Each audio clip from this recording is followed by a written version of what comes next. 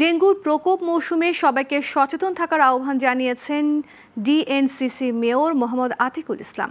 সোমবার রাজধানীর ভাসানটেকে দরিদ্র মেধাবী শিক্ষার্থীদের শিক্ষা সামগ্রী বিতরণ অনুষ্ঠানে তিনি এই আহ্বান জানান।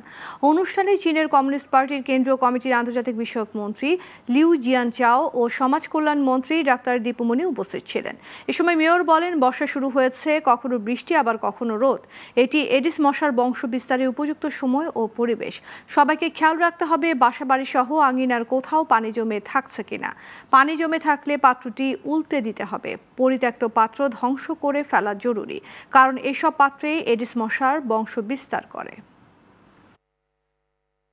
আমি নগরবাসীকে অনুরোধ করব, বৃষ্টি আবার রৌদ্র, রৌদ্র বৃষ্টি, বৃষ্টি রৌদ্র, এটি এডিস মশার জন্য একটি সুন্দর একটি ওয়েদার।